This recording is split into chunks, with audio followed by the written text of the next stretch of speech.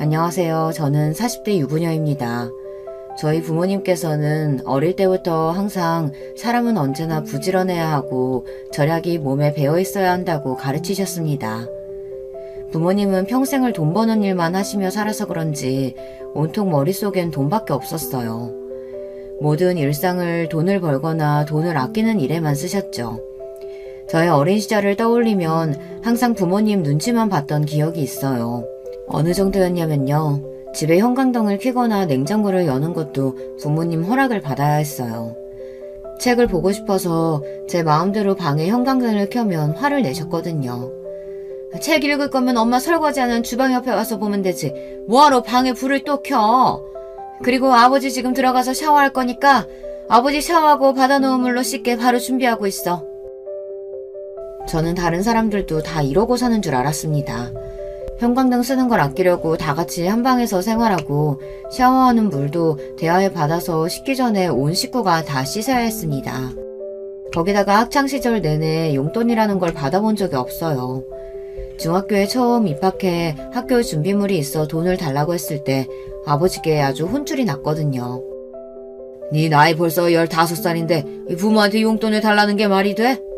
아버지는 10살 때부터 나가서 내가 쓸 돈 내가 벌어서 살았어. 너는 매일 부모가 먹여주고 재워주는데 네가 쓸 용돈 정도는 네가 벌어야지. 저는 어릴 때부터 남들이 보면 답답하다고 할 정도로 내성적이었어요.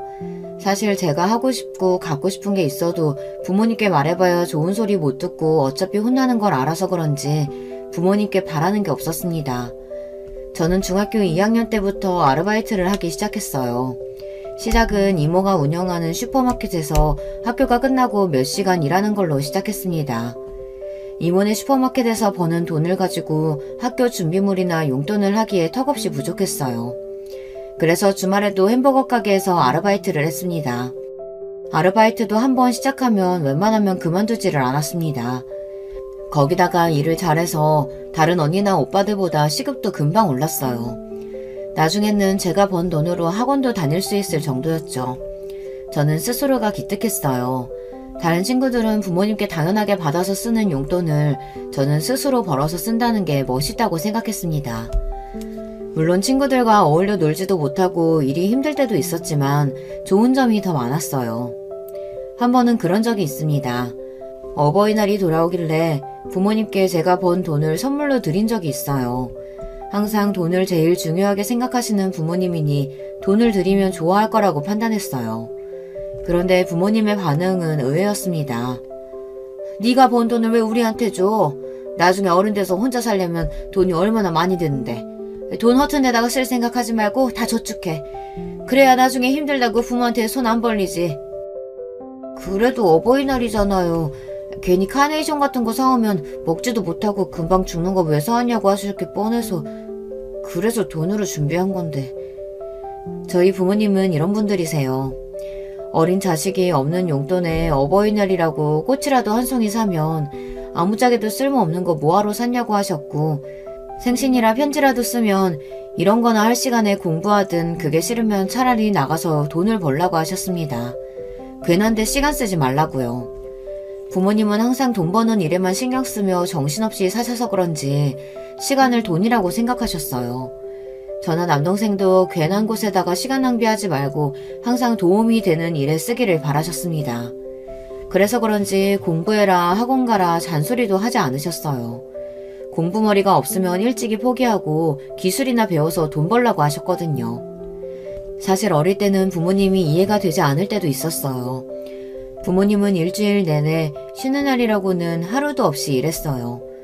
평일에는 두 분 다 직장을 다니시면서 주말에는 아버지는 건설업 잡부로 어머니는 아는 사장님네 모텔 청소까지 하셨습니다. 아무리 돈도 좋고 잘 사는 게 중요해도 제 머릿속에 가족들과의 추억이라고는 아무것도 없거든요. 제 기억 속 우리 집은 가족끼리 휴가는커녕 외식 한번 제대로 한 적이 없습니다. 심지어 가족 중 누구 생일이 돌아와도 어머니께서 미역국 한 그릇 딱 끓여주시면 끝이었어요. 최소한의 먹고 입는 걸 제외하고 들어가는 돈은 다 사치라고 생각하셨습니다. 저도 어릴 때는 몰랐는데 학교에 들어가 보니 다른 친구들은 생일날 선물도 받고 가족들끼리 외식도 하고 그러더라고요. 아예 친구들을 불러 생일 파티까지 해주는 집도 있었고요. 저는 워낙 부모님께서 돈 쓰는 것에 예민하시다는 걸 진작부터 알아서 아예 기대도 안 했습니다. 생일날 용돈이라도 주면 감사한 마음이었죠. 그런데 남동생은 아니었어요. 어느 날이었습니다. 남동생 생일이 다가오자 남동생이 부모님에게 친구들을 집에 초대해 생일 파티를 하고 싶다고 했어요. 다른 애들은 롯데리아에서 파티도 하고 집에도 초대하는데 왜 나는 안 해주는데? 나도 생일 파티 하고 싶어. 집에 애들 좀 초대해줘. 부모님께 떼쓰는 남동생을 보며 저는 저래봐야 소용없을 텐데 왜 저러나 싶었습니다. 평소 치킨 한 마리만 시켜달라고 해도 30분 설교를 듣고 결국 엄마가 차려주신 밥을 먹어야 하는 일이 비일비재했는데 생일 파티라니요. 가당치도 않았습니다. 생일이 뭐가 별거라고 친구들까지 집에 부르고 파티를 해. 집에서 미역국이나 끓여 먹으면 그만이지. 그렇게 파티니 뭐니 하고 싶으면 네가 돈 벌어서 해. 내가 초등학생인데 이 나이에 어디 가서 돈을 벌어. 그냥 파티 좀 해줘. 딱 한 번만. 그냥 집에서 피자랑 치킨만 좀 시켜주면 되잖아. 얼씨구, 이게 나가서 돈을 안 벌어봐서 돈이 귀한 줄 모르지. 피자랑 치킨이 한두 푼이야? 쓸데없는 소리나 하지 말고 학교 나가. 이씨, 매일 그놈의 돈 번다고 자식이라고는 신경도 안 쓰면서 그 돈 벌어다 다 어디다가 쓰는 거야. 이놈의 가난한 집구석 찌긋찌긋해. 뭐야? 이 자식이 말하는 꼬라지 봐. 이게 아직 어리다고 봐줬더니만 네가 네 혼자서 큰 줄 알지? 남동생은 저보다 욕심도 많고 하고 싶은 것도 많은 애였습니다. 당시에 사춘기가 왔는지 남동생은 부모님이 뭐든 안 된다고 하는 걸 받아들이기 힘들어 보였어요. 저는 그런 남동생이 안쓰러워서 생일날 제가 모아놓은 돈 중 일부를 용돈으로 줬어요. 이거 가지고 롯데리아 가서 친구들이랑 파티해. 부족하면 말하고 누나가 더 줄 테니까. 남동생은 돈을 받자마자 뛸 듯이 좋아했습니다. 저한테 누나밖에 없다고 소리까지 질렀어요. 그 순간 저는 새로운 감정이 들었습니다. 돈이라는 게 이런 거구나 하고요. 내가 번 돈으로 내가 할 수 있는 게 많아져서 기쁘기도 했지만 사랑하고 아끼는 가족을 위해 쓰면 더 마음이 뿌듯하고 좋았어요. 그런데 그날 저녁 저는 부모님께 혼이 났습니다. 동생에게 제가 돈을 준 걸 알게 되신 거예요. 네가 번 돈을 왜 네 동생한테 줘? 어린 놈이 그 큰 돈을 그냥 받았으니 누나가 동생한테 돈 주는 걸 당연한 줄 알 거 아니야? 다음부터는 절대 네 동생한테 돈 함부로 주지 마. 알았어? 그래. 네 엄마 아빠 가족들 뒤치다꺼리 하느라 고생하는 거 그렇게 보고도 몰라? 너도 우리처럼 살래? 정신 똑바로 차리고 네 건 네가 챙겨야 해. 그제야 우리 부모님이 다른 부모님들과는 좀 다르고 남다르신 분들이라는 걸 알게 됐습니다. 당신들이 부모 형제를 건사하느라 고생을 많이 해서 그런지 저와 남동생은 당신들처럼 살기를 바라지 않는 것 같았어요. 제가 조금 더 저만 생각하고 똑부러지게 잘 살기를 바라셨어요. 그래도 부모님께서 그렇게 쉬지 않고 악착같이 사신 덕분에 부모님은 서울에 아파트를 사셨어요. 양가 부모님을 다 건사하시면서도 말이죠. 저는 그날을 잊지 못해요. 아파트에 이사를 들어가는 날 부모님 두 분이 끌어안고 눈물을 흘리셨거든요. 하지만 눈물도 잠시 곧바로 저와 남동생에게 부모님은 정신 차리고 살아야 한다고 단호하게 말했어요. 봐라, 먹을 거 안 먹고 가지고 싶은 거 꾹 참아가면서 사니까 이렇게 좋은 아파트 현금으로 떡하니 사잖니. 너희도 쓸데없이 매일 뭐 사달라 외식하고 싶다 조르지 말고 한 푼이라도 더 모아서 20살 딱 되면 집에서 나갈 생각해. 20살이면 고작 대학생인데 집에서 어떻게 나가요? 네 머리로 대학은 무슨 대학? 괜히 말도 안 되는 대학 들어가서 대학 등록금에 돈 쓰지 말고 일찍이 기술 배워서 돈이나 벌어. 이제 중학교도 안 간 자식한테 대학도 가지 말라는 부모가 세상에 어디 있냐? 어디 있긴 어디 있어. 여기 있지. 그리고 20살에 왜 집을 못 나가? 지금부터 일해서 벌면 월세 보증금 정도는 무조건 모아서 나갈 수 있지. 부모님은 언제나 저와 남동생을 독립적으로 키웠어요. 물론 저도 그런 부모님이 너무하다 싶을 때도 있고 불투명한 미래가 겁이 날 때도 있었지만 저는 그런 부모님을 존경했습니다. 남들이 보기엔 독하다, 구두쇠다 말들이 많았지만 저는 언제나 열심히 사는 부모님이 대단하다고 생각했어요. 물론 저도 그런 부모님의 사고방식을 물려받아 한시도 허투루 쓰지 않고 열심히 살았습니다. 그 덕분에 저는 결혼도 모두 다 제 힘으로 했어요. 제가 남들만큼 좋은 학벌, 좋은 직업은 아니지만 모아둔 돈은 꽤 많았거든요. 부모님에게 배운 대로 돈 버는 데만 집중하다 살다 보니 남편을 만난 게 30이 넘어서였어요. 남편은 제가 일하는 미용실에 손님으로 와서 가까워지게 됐습니다. 부모님 말씀대로 공부머리가 없으면 일찍이 기술을 배워 돈이나 벌라고 해서 저는 대학에 진학 안 하고 바로 미용실에 취직해서 미용기술을 배웠습니다. 몇 년 동안 남의 밑에서 일하다가 결혼 전에 제 가게를 갖게 되었어요. 물론 대출에 월세를 내느라 정신없었지만 그래도 결혼한 이후에는 날로 단골도 늘고 매출도 점점 좋아져서 다행이다 싶습니다. 저는 조금 늦은 결혼이었지만 그래도 결혼 생활에 만족하며 살고 있어요. 남편은 작은 중소기업에 다니고 있었고 시부모님도 좋으십니다. 친정 부모님은 조금 더 돈 있고 여유 있는 집에 시집가길 바라셨지만 저는 남편과의 결혼이 만족스러웠어요. 부모님께 일일이 말씀드리지는 않았지만 사실 제가 좀 남들이 보기에 궁상맞은 게 있어요. 아무래도 평생 절약이 몸에 밴 상태로 살아서 그런지 남들보다 유난한 부분이 있기는 합니다. 그래서 연애를 하거나 친구들과의 사이에서 문제가 있었던 적이 많은데요. 남편을 만나기 전 만난 남자친구와 사귈 때 일이에요. 저도 부모님이 외식하기를 꺼리시고 매번 집에서만 밥을 먹는 게 불만이었던 시절이 있었는데 막상 저도 제가 성인이 돼서 혼자 살다 보니 외식하는 돈이 그렇게 아깝더라고요. 제 돈이 아니라 친구 돈이나 남자친구 돈이라도 아까웠어요. 그래서 저는 남자친구가 생기면 밖에서 데이트를 안 하고 거의 제가 사는 집으로 데려와 밥도 먹고 커피도 집에서 마셨어요. 밖에서 쓰는 돈이 아까워서요. 남자친구나 친구들도 처음엔 그런 저를 신기하기도 하면서 좋아했어요. 부지런하고 알뜰하다고 좋아했습니다. 그런데 시간이 지날수록 좋아만 하지는 않더군요. 한 번은 그런 적이 있습니다. 제가 외식도 안 좋아했지만 특히나 영화관에 가는 걸 더 싫어했어요. 그냥 앉아서 큰 대형 화면으로 나오는 영화나 보는 건데 왜 굳이 비싼 티켓을 사서 보는지 이해가 안 되더라고요. 더군다나 영화관에 들어가면 그냥 들어가지 않잖아요. 팝콘도 사고 콜라도 사야 하는데 그 가격이 슈퍼에서 사는 것보다 훨씬 비싸니 아까웠습니다. 그런데 당시에 만나던 남자친구가 영화를 좋아했어요. 최신작은 무조건 극장에 가서 봐야 했습니다. 저도 처음엔 그런 남자친구가 이해가 안 돼서 굳이 영화관에 뭐하러 가냐고 나중에 다 TV에서 해줄 테니 그때 보자고 했습니다. 텔레비전에서 해주려면 오래 기다려야 하기도 하고 집에서 보면 느낌이 다르잖아. 나는 영화관에서 영화 보는 돈 하나도 안 아깝더라. 내가 쏠 테니까 그냥 같이 가. 남자친구가 그렇게까지 말을 하니 저도 그 남자친구를 만날 때는 할 수 없이 영화관에 자주 가게 됐어요. 그런데 아무래도 팝콘 값이 아까워서 그냥 갈 수가 없겠더라고요. 저는 집에서 전자레인지에 팝콘을 튀겨 봉지에 넣어갔습니다. 커피도 미리 집에서 보온병에 담아가고요. 저는 나름 뿌듯해서 남자친구에게 자랑했는데 남자친구는 그런 저를 보고 미간을 확 구기며 저에게 화를 냈어요. 내가 너 워낙 알뜰하고 절약하는 거 다 알고는 만났는데 이건 정말 못 봐주겠다. 사람이 적당히 할 줄 알아야지. 매일 오는 것도 아니고 가끔 한번 와서 영화 보는 거 꼭 그렇게 궁상을 떨어야겠어? 나 도저히 쪽팔려서 안 되겠다. 우리 그냥 헤어져.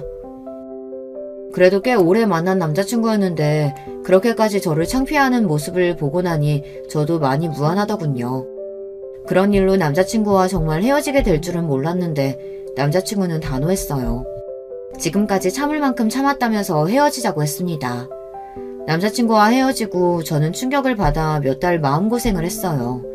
거기다가 더 힘들었던 건 친한 친구에게 남자친구와 있었던 일을 이야기했는데 친구들의 반응이 서러웠다는 거예요. 안 그래도 너 너무 궁상맞게 굴어서 걱정됐던 게 한두 번이 아니야. 너희 부모님이 워낙 절약하시면서 산 거 아는데 너까지 다른 사람한테 그럴 필요 없지 않아? 나 같아도 매일 여자친구가 그러면 좀 지칠 것 같아.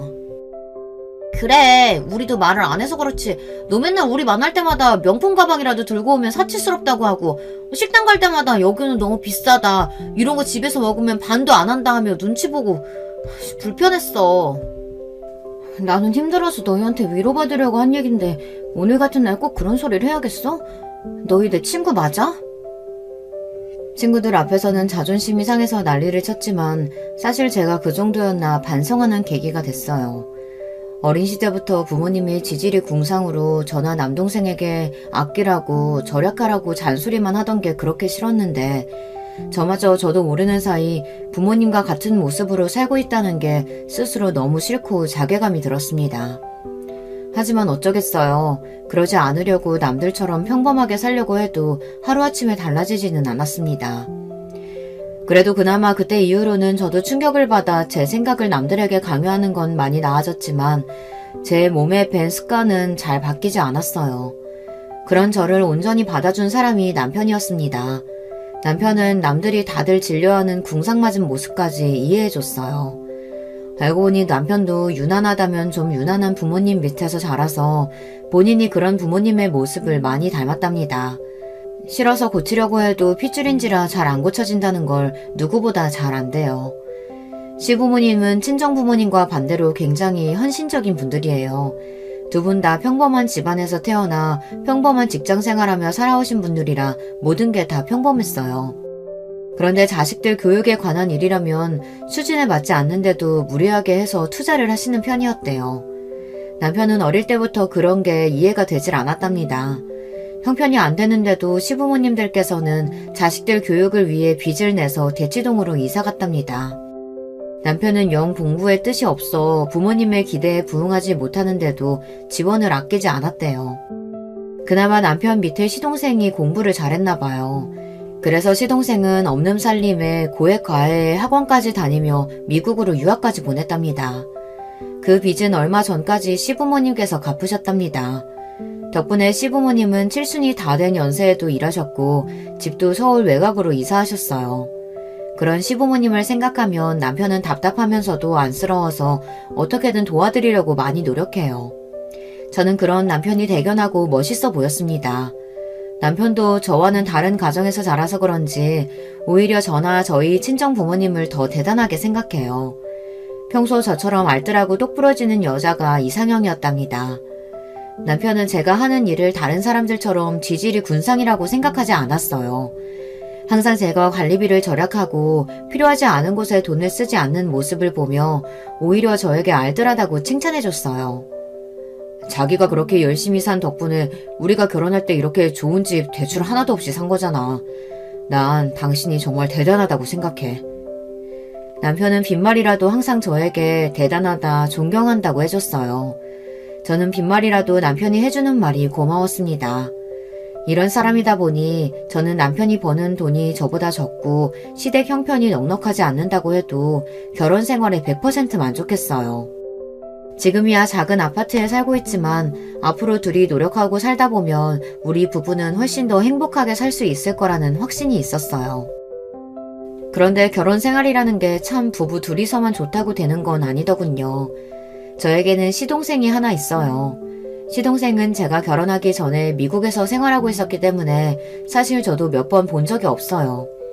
결혼식 때만 잠깐 한국에 왔다가 금방 다시 미국으로 돌아갔거든요.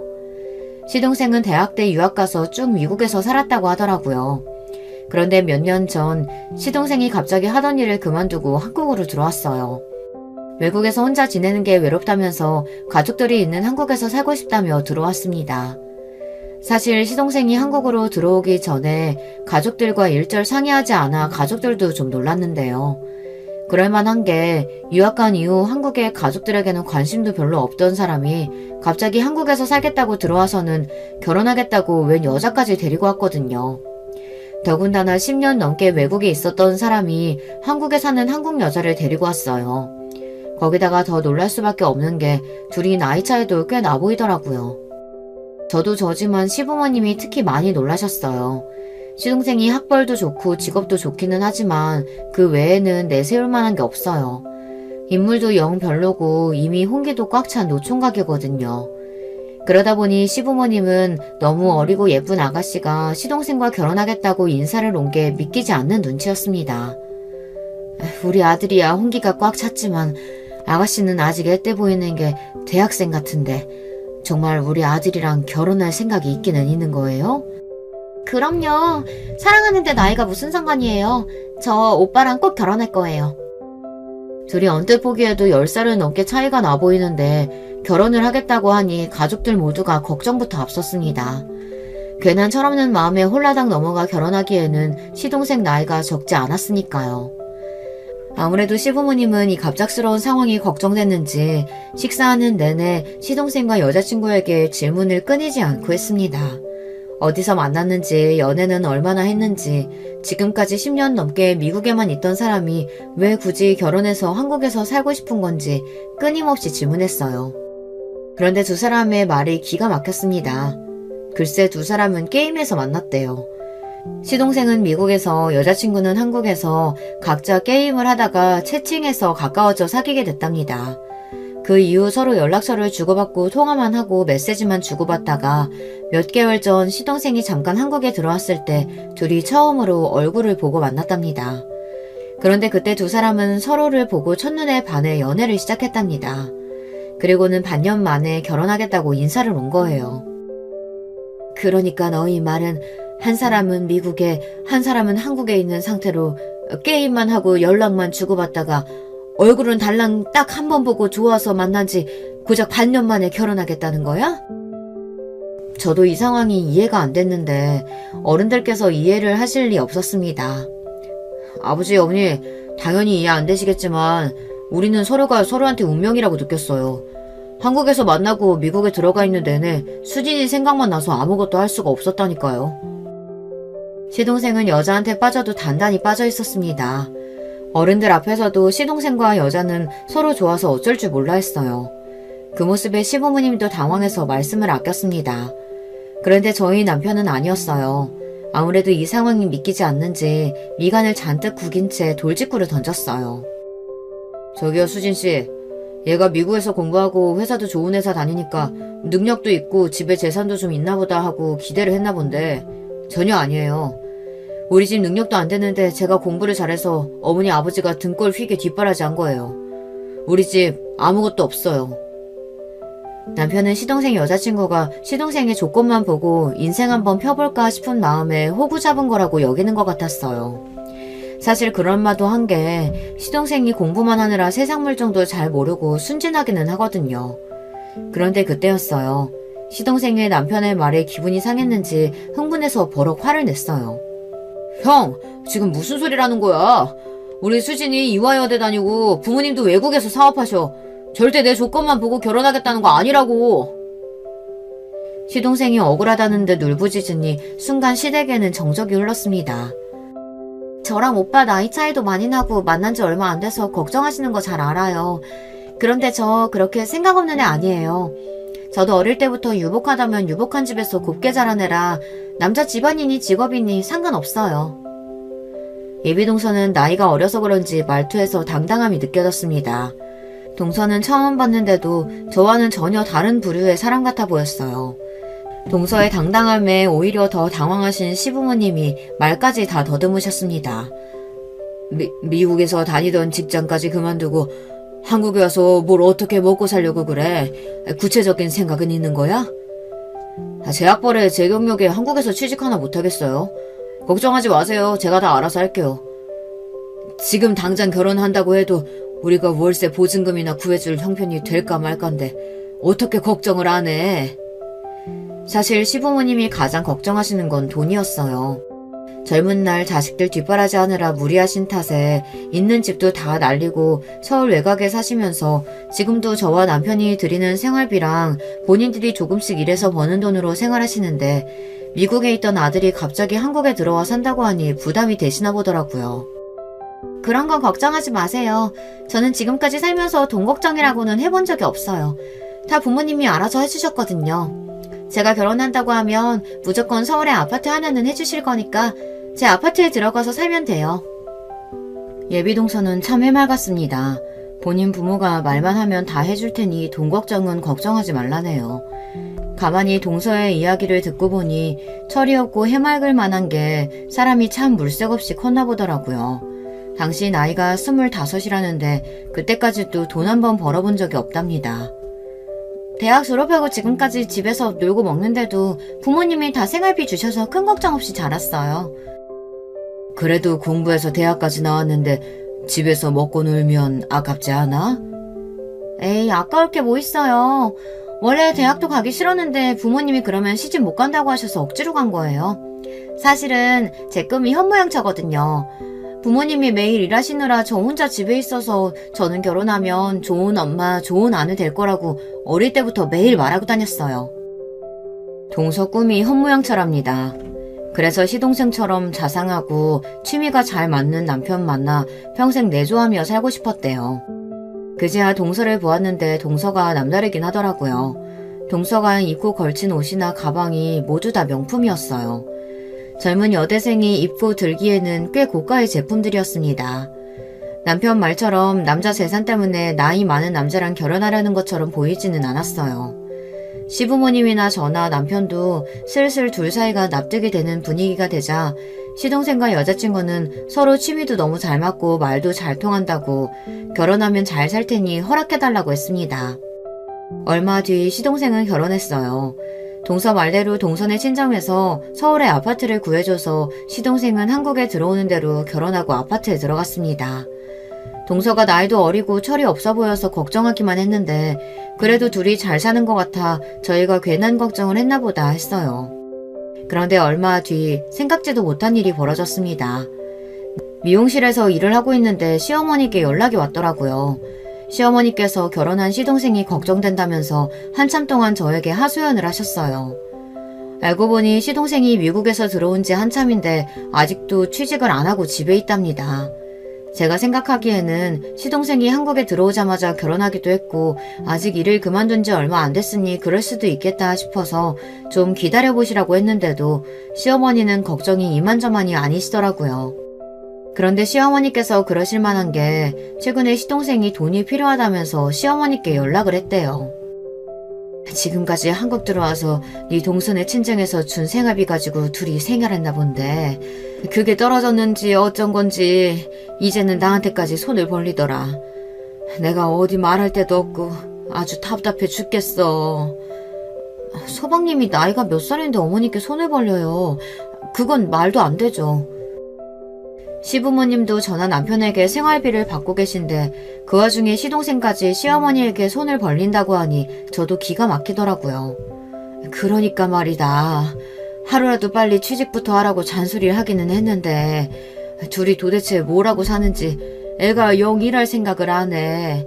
며느리라는 애는 전화해도 통 받지를 않고 이게 다 나랑 네 시아버지가 새끼라고 오냐오냐 키워서 그렇지 뭐. 아이고 내가 말할 사람이 없어서 너한테까지 괜히 힘들게 했다. 시어머니는 말할 데가 없어서 그냥 한 이야기니 걱정하지 말라고 하셨지만 저는 걱정됐습니다. 저는 그날 저녁 시어머니에게 들은 이야기를 남편에게 했어요. 서방님이랑 동서 때문에 시부모님께서 걱정이 많으신 것 같다고요. 제 이야기에 놀란 남편이 아무래도 안 되겠다며 시동생과 동선의 집에 가보자고 했습니다. 그 학벌에 그 나이에 도대체 무슨 생각으로 몇 달째 집에서 놀고 먹으며 부모님께 손을 벌리는지 알아야겠다고요. 남편과 저는 곧장 시동생네 집으로 갔습니다. 그런데 그날 저녁 저와 남편은 시동생네 집에 갔다가 경악할 광경을 보고 깜짝 놀랐어요. 결혼식 이후 시동생과 동선의 집에 처음 가보는 거였는데 글쎄 집안 꼴이 말이 아니더라고요. 그 좋은 집이 꼭 돼지우리 같았습니다. 저나 남편은 양가에 일절 도움 없이 먹을 거 못 먹고 아낄 거 아껴가며 열심히 일해서 번 돈으로 서울의 오래된 아파트를 간신히 샀어요. 그런데 동서는 친정 부모님께서 사주신 40평대 아파트를 몇 달 사이에 아주 쓰레기장으로 만들어놨더라고요. 결혼하고 몇 개월 동안 청소를 한 번도 안 했는지 집안 꼴은 엉망이었습니다. 거기다가 밥도 안 해먹는 건지 주방에는 배달 음식 용기와 봉투가 그대로 어질러져 있었고 백화점 쇼핑백 봉투와 상자들이 집안 곳곳에 널브러져 있었어요. 도무지 걸어 들어갈 공간조차 없는 집안을 간신히 들어간 저와 남편은 동서와 시동생의 모습에 다시 한번 놀랐습니다. 방 하나를 아예 게임방으로 만들어놨는데 둘 다 거기서 몇 시간을 게임을 하는 건지 종일 그 안에만 있나 보더라고요.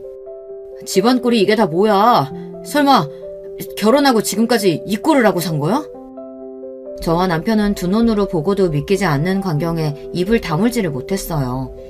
둘 다 몰골이 패인이 따로 없더라고요. 순간 동서와 시동생이 했던 말들이 떠오르면서 저는 코웃음이 다 튀어나오더군요. 동서, 꿈이 현모양처라고 하지 않았어?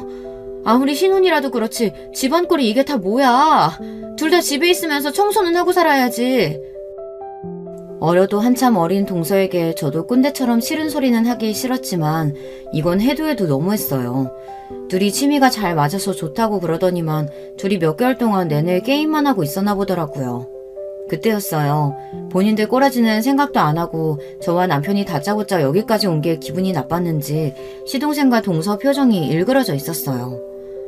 우리가 어떻게 살든 무슨 상관이라고 형이랑 형수가 연락도 없이 멋대로 들이닥쳐서 잔소리래요. 잔소리 할만 하니까 하는 거지.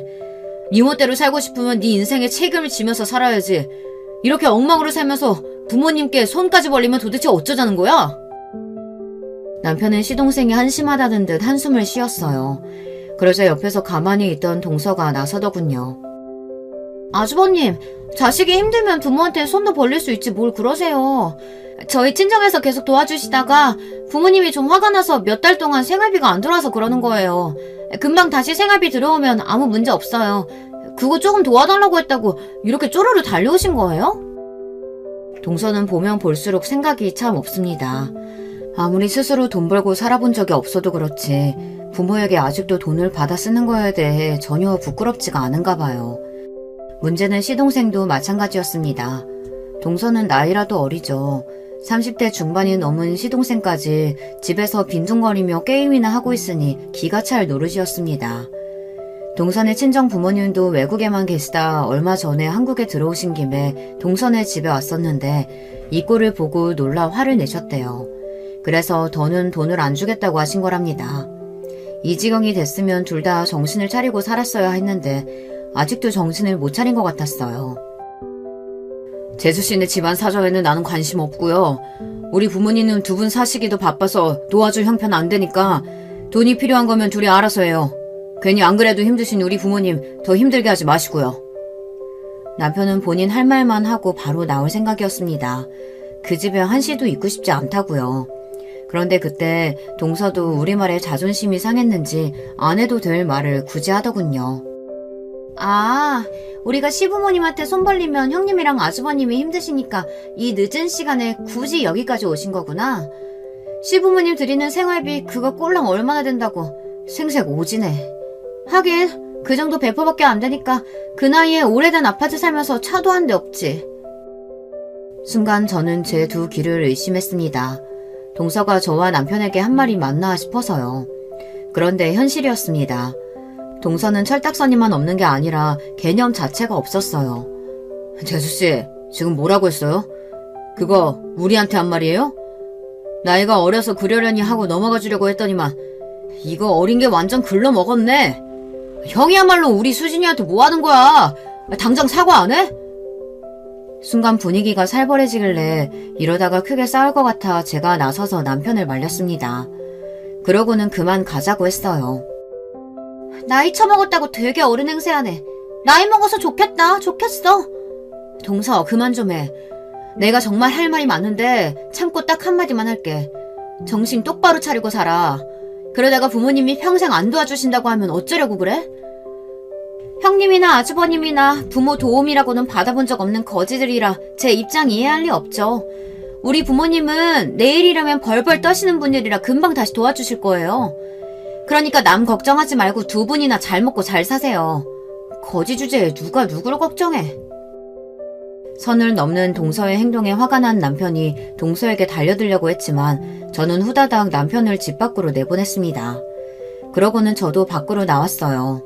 그날 밤 저와 남편은 잠도 제대로 자지 못했습니다. 동서와 시동생의 행동에 너무 실망하고 화가 나서요. 그 이후 저와 남편은 일절 시동생과 동서의 일에 신경 쓰지 않기로 했어요. 가끔 시어머니께 연락이 와서 동서와 시동생을 걱정하는 말을 하셔도 한 귀로 듣고 한 귀로 흘리고 있습니다. 물론 듣다 보면 저도 짜증이 나고 이해가 안 되는 일 투성이었어요. 한 번은 시동생이랑 동서가 부부싸움을 하고 시동생이 집을 나와 시댁에 왔나 보더라고요. 시어머니께서 둘째는만 보면 속이 뒤집힌다고 힘들어하셨어요. 내 아들도 나이 헛먹고 철이 없어서 큰애 너처럼 야물딱지고 똑똑한 색시 얻었으면 했는데 저렇게 둘 다 철이 없어서 매일 싸우고 징징거리니 큰일이다. 둘이 똑같은 게 아주 천생연분이에요. 다른 사람 말을 일절 안 들으니까 어차피 말해봐야 소용없어요. 어머님도 너무 걱정하지 마시고 자꾸 서방님 받아주지 마세요. 그래봐야 어머니만 힘들어요. 매일 자식 걱정에 잠 못 이루시는 시부모님이 안쓰러웠지만 저는 더는 동서와 시동생 일에 신경 쓰지 않기로 했습니다. 신경 써봐야 저만 피곤하니까요. 그로부터 얼마 뒤 무슨 일인지 동서에게 먼저 연락이 왔습니다. 동서는 시부모님께 고마운 일이 있어 본인이 제대로 크게 한턱을 쏠 테니 저와 남편도 오라고 했어요.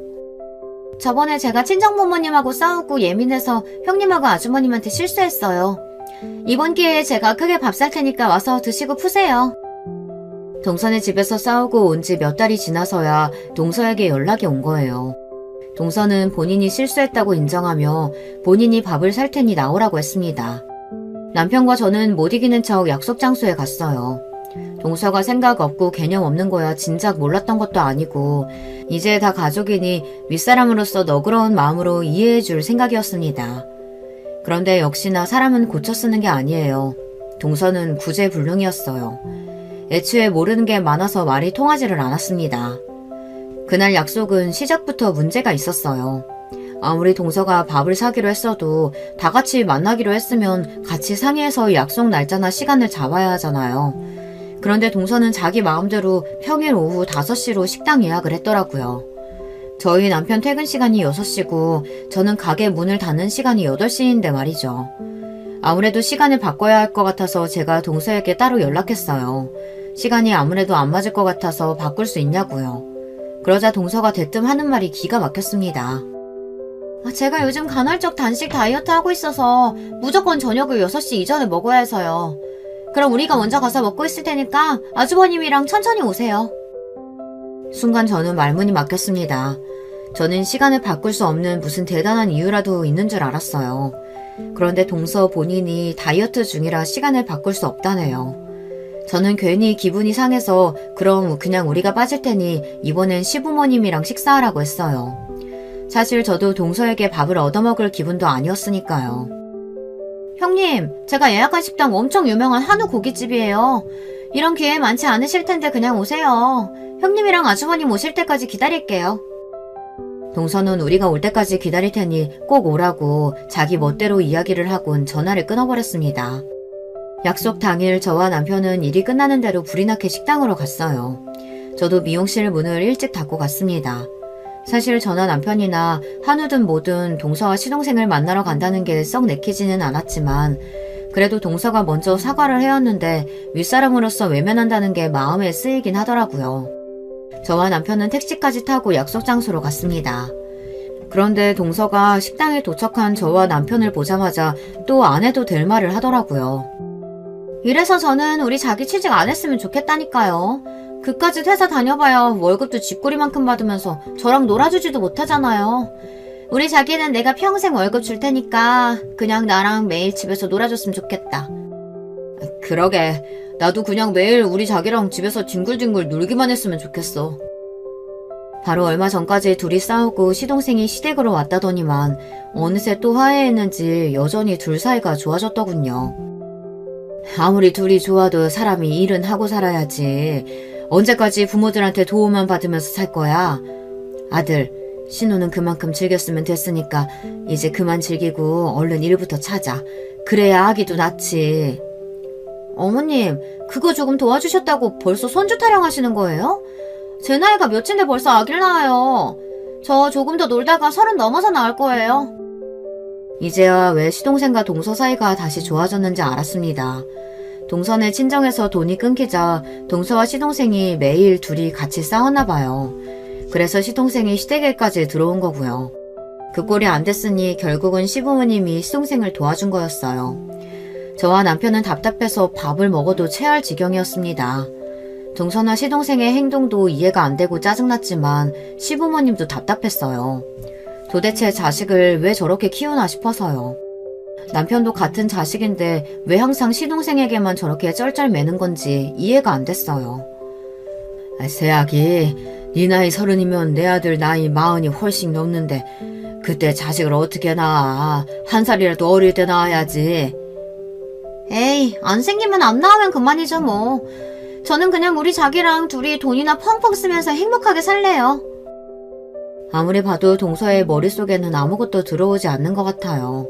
그냥 텅텅 비어있는 것 같았습니다. 시동생이 제대로 취직도 안 하고 저러고 사는 게 다 동서 때문이었어요.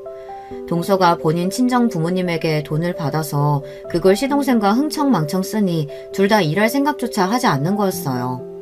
동서가 시동생이 일하러 나가는 걸 싫어하는 것 같기도 했고요.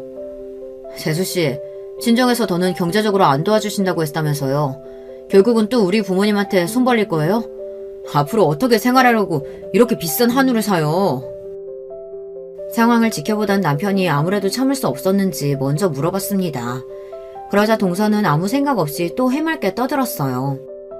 우리 친정 부모님 그렇게 모진 분들 아니에요. 우리가 집안일도 안 하고 매일 집에서 게임만 하고 있다니까 화가 나서 잠깐 그러신 건데 우리 자기가 친정 부모님 뵙고 앞으로 집안일도 착실히 하고 취직도 할 거라고 약속하고 했더니 다시 생활비 주신다고 했어요. 그래서 그 기념으로 제가 오늘 한우 쏘는 거예요. 이제는 보다 보니 동서가 천진난만하게 맞아 보였습니다. 시부모님은 애써 한숨을 삼키시며 저희에게 얼른 밥이나 먹자고 하셨어요. 저는 도무지 한우가 입으로 들어가는지 코로 들어가는지 알 수가 없었습니다. 그런 제가 아무래도 신경 쓰이셨는지 시부모님이 자꾸만 저에게 괜찮냐고 어디 불편하냐고 물으셨어요. 우리 큰애가 하루 종일 서서 일하다 와서 피곤한가 보다. 고기 별로면 다른 거 시켜줄까? 그래, 우리 큰며느리 매콤한 거 좋아하니까 게장이라도 좀 따로 시켜줘. 그때였어요. 시부모님께서 저만 챙기는 모습이 동서가 보기엔 세민하고 빈정이 상했는지 괜히 가만히 있는 저에게 동서가 대뜸 시비를 걸더군요. 형님이 하고 다니는 거 보고 내가 예상은 했는데 친정이 가난했나 봐요? 그러니까 이런 고급 한우도 못 먹어봐서 그렇게 촌스럽게 굴죠. 동서네 집 부모는 도대체 자식을 어떻게 키웠으면 저 모양일까요? 감정을 숨길 줄도 모르는 건 물론이고 더군다나 할 말 못할 말 일절 구분할 줄을 모르는 것 같았어요. 저는 안 그래도 오고 싶지 않은 자리에 와서 기분도 좋지 않았는데 동서가 때마침 시비를 걸어주니 이때다 싶어 동서에게 한 소리 하려던 참이었습니다. 저에 대해 뭘 아느냐고 따져 물을 참이었어요. 그런데 그때였어요. 지금까지 동서가 말도 안 되는 별소리를 다 해도 꾹 참고 계시던 시부모님께서 버럭 화를 내셨습니다. 아무래도 이제 참을 만큼 참으신 것 같았어요. 둘째 너! 내가 부모로서 해준 것도 없고 많이 부족해서 웬만해서는 자식들 일에 안 끼어들고 봐주려고 했는데 손이 사람한테 무슨 말버릇이야? 네가 잘난 부모 등에 업고 아주 눈에 뵈는 게 없나 본데? 제발 좀 네 손이 동서 좀 보고 배워. 시아버지께서는 자리에서 벌떡 일어나기까지 하시면서 동서에게 삿대질까지 했어요. 그러자 동서가 어이가 없다는 듯 코웃음을 쳤습니다. 제가 형님한테 보긴 뭘 배워요. 태생부터 아무것도 없이 태어나서 가난한 사람들이랑 저랑 같아요? 아버님 아들이 누구 덕에 지금까지 놀고 먹고 하는데 지금 누구 편을 드는 거예요? 동서는 또 선을 넘었습니다. 이제 하다하다 시아버지 하기까지 버릇없이 굴었어요. 그때였어요. 옆에서 잠자코 계시던 시어머니까지 나섰습니다. 너 정말 안 되겠다. 나도 이런 말까지 안 하려고 했는데 우리 큰며느리 재산이 얼만 줄 알아? 큰애 이름으로 된 건물만 자그무치 200억이야. 우리 큰며느리가 그렇게 가진 게 많아도 이렇게 겸손한데 너는 애가 도대체 왜 그 모양이니? 한 번만 더 네 형님 무시하고 막무가내로 들면 내 아들하고 네가 살든 말든 며느리 취급도 안 할 거니까 그런 줄 알아. 뭐요? 200억이라니. 거짓말하지 말아요. 200억짜리 건물도 있는 사람이 왜 저런 다 쓰러져가는 아파트에 차도 없이 저렇게 구질구질하게 살아요? 동서는 제가 이해가 되지 않는다는 듯 말했습니다. 심지어 시부모님이 거짓말을 하는 줄 알았어요. 자기야, 진짜야. 우리 형수 저렇게 보여도 처가가 모텔 쪽에서 유명한 부자야. 내가 형수 믿고 우리 엄마 아빠한테 돈 달라고 한 거지 우리 부모님 뭐가 있다고 내가 돈 달라고 했겠어. 뭐야, 자기는 그런 중요한 얘기를 왜 이제서야 해? 그랬습니다. 사실 이제 막 결혼한 동서 앞에서 제가 티를 낼 일이 없으니 동서는 몰랐겠지만 시댁에서 실질적인 가장은 저예요. 남편이야 벌어오는 월급 빤하다 보니 시부모님 생활비는 제가 벌어서 드리고 있어요. 친정 부모님은 쉬는 날 없이 열심히 모텔 청소 일까지 하다 우연한 기회로 망해가던 모텔 하나를 싸게 인수한 게 대박이 났어요. 처음 인수했던 그 모텔이 몇 년 만에 20배가 올랐습니다. 그게 자본이 돼서 강남에 모텔을 하나 둘 인수한 게 강남에 있는 웬만한 모텔이 다 저희 친정께 됐어요. 얼마 전 아버지 건강이 안 좋아지시자 저와 동생에게 모텔을 증여해 주셨습니다. 그 중에 제가 물려받은 모텔 2개의 건물만 200억이 넘었어요. 저도 그렇게 지독하던 친정 부모님 도움을 받으며 살 줄은 몰랐는데 저희 부모님도 대박이 나고 나니 어쩔 수 없는 고슴도치 부모인지 다 저와 동생에게 베풀어 주시더라고요. 시댁 식구들의 말에 동서는 순간 당황해 금방이라도 터질 듯 얼굴이 빨개졌습니다. 그러더니 슬쩍 고개를 돌려 제 눈치를 보더군요. 헐, 대박. 형님, 정말 몰랐어요. 어쩐지 형님한테서는 알게 모르게 묘한 귀티가 흘렀다니까요. 가만 보니까 이 집 남자들은 여자복 하나는 있네요. 저나 형님이나 이렇게 있는 집 며느리들만 들어오고. 동서는 순식간에 태세를 전환했습니다. 저더러 없는 티가 난다고 할 땐 언제고 이제는 귀티가 난다네요. 내가 동서랑 같은 수준으로 엮이는 거 난 기분 나쁜데? 사실 모텔이야 부모님 재산이고 나는 아파트며 미용실이며 다 내가 번 돈으로 내가 얻은 것들이거든. 그리고 난 부모님 재산 자식이라고 넙죽 받을 생각 없어.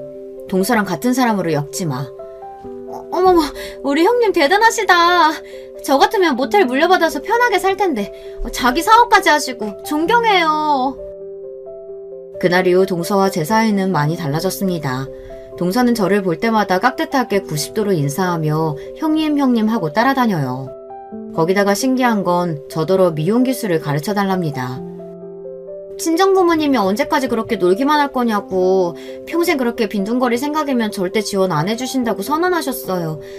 그래서 제가 형님네 미용실에서 기술 배운다고 했어요. 그러니까 형님이 저 기술 좀 가르쳐주세요. 제가 형님한테 충성하고 잘할게요. 동서는 무슨 바람이 불었는지 자꾸만 미용실에 찾아와서 기술을 가르쳐달랍니다. 그래야 친정 부모님이 지원을 해준다고 했다네요. 덕분에 저만 골치가 아프게 생겼어요. 저는 됐다고 안 가르쳐줄 거라고 몇 번 돌려보냈는데 동서는 벌써 한 달째 미용실에 나와요. 청소라도 한다고 앞에서 알짱알짱 거리는데 거슬려 죽겠습니다. 사람이 참 눈치도 없고 물색이 없어요. 제가 요즘 동서를 보며 가정교육의 중요성을 아주 뼈저리게 느끼고 있습니다. 자식 교육을 잘못 시키면 여러 사람한테 민폐예요. 여러분 생각은 어떠세요? 사람 고쳐 쓰는 거 아니라는데 동서가 제가 가르친다고 변하기는 할까요? 저보다 인생 선배인 여러분들께서 댓글로 조언 주시면 제가 읽어보고 참고하도록 하겠습니다. 기나긴 저의 인생 이야기 끝까지 들어주셔서 감사해요. 여러분의 가정에는 항상 즐거운 일만 가득하시길 바랄게요. 여러분, 두 번째 사연 시작하기 전에 좋아요, 구독 꼭 눌러주실 것. 그럼 두 번째 사연 바로 시작합니다.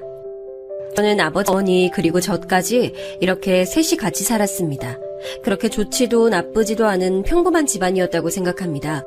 그러나 제가 중학교에 올라갈 때쯤 어느 날 어머니가 집을 나가셨습니다. 이유는 자세히는 알 수 없었습니다. 다만 그때쯤에 제 기억 속에는 어머니가 집을 나가시기 전날 아버지와 어머니 두 분께서 크게 싸우시던 모습이 남아있습니다. 늦은 밤 고성이 오가는 통에 잠에서 깨어난 제가 방문을 살짝 열고 밖을 보았을 때 아버지께서 어머니를 향해 손을 올린 것을 봤었죠.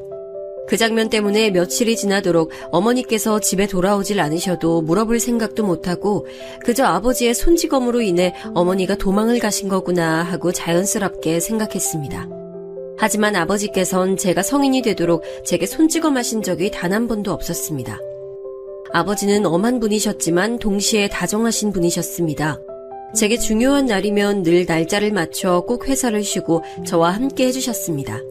중학교식부터 고등학교 졸업식까지 빠짐없이 저와 같이 있어주셨고 덕분에 저는 항상 아버지와 사진을 찍으며 추억을 남길 수 있었습니다.